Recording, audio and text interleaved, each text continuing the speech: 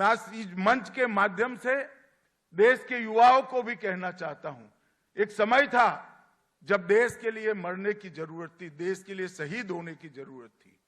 आज देश के लिए मरने की जरूरत नहीं है, परंतु देश के लिए जीने की जरूरत तो आज भी है। तभी जाकर सावरकर की कल्पना का भारत हम बना सकते हैं।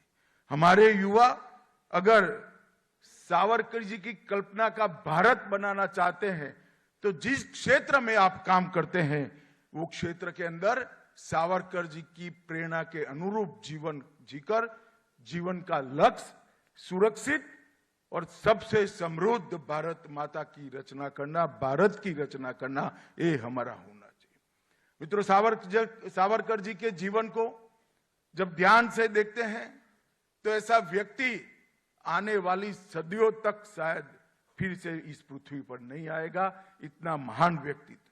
वो राइटर भी थे, वो फाइटर भी थे, वो जन्मजात देशभक्त थे, एक आर्ष दृष्टा भी थे, एक बहुत बड़े समाज सुधारक भी थे, एक बहुत बड़े कवि और लेखक भी थे।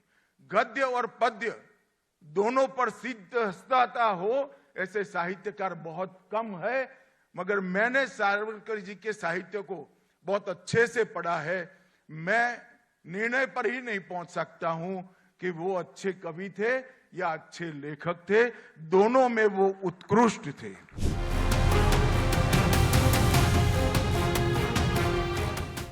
मित्रों, आज जो प्रतिमा लगी है वो सालों तक वीर सावरकर जी के बलिदान, संकल्प और भारत माता के प्रति अखंड समर्पण का एक प्रकार से प्रतीक रहने वाली है। ये प्रतिमा कई दशकों तक आने वाली पीढ़ियों को सावरकर जी के जीवन से प्रेरणा लेने का संदेश देगी। ये वीर सावरकर ने करे हुए आह्वान को हमारे युवाओं को आत्मसात करने के लिए एक बहुत बड़ा स्थान बनने वाला है।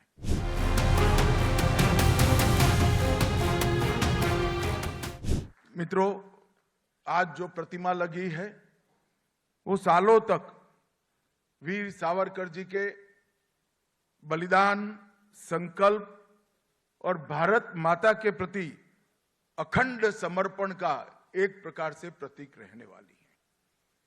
ये प्रतिमा कई दशकों तक आने वाली पीढ़ियों को सावरकर जी के जीवन से प्रेरणा लेने का संदेश देगी। ये वीर सावरकर ने करे हुए आह्वान को हमारे युवाओं को आत्मसात करने के लिए एक बहुत बड़ा स्थान बनने वाला है। वीर सावरकर का साहस का संदेश, मातृभूमि के प्रति कर्तव्य परायणता का संदेश, दृढ़ता का उनका गुण और राष्ट्रीय एकात्मता और सुरक्षा और समृद्ध राष्ट्र की कल्पना को युवाओं को सौंपने का एक बहुत बड़ा स्थान बनेगा। सावरकर जी का एक वाक्य मेरे जैसे कई सावरकर जी के अनुयायियों के लिए बहुत महत्वपूर्ण है। वीरता ये भय का अभाव नहीं है, वीरता भय ऊपर प्राप्त की हुई विजय है। जो भय को नहीं जानते हैं वो हमेशा से वीर होते हैं, परंतु सच्चे वीर ये होते हैं जो भय को जानते हैं और परास्त करने का साहस रखते हैं, वो ही वीर है। और सावरकर जी इस वाक्य को जिए हैं।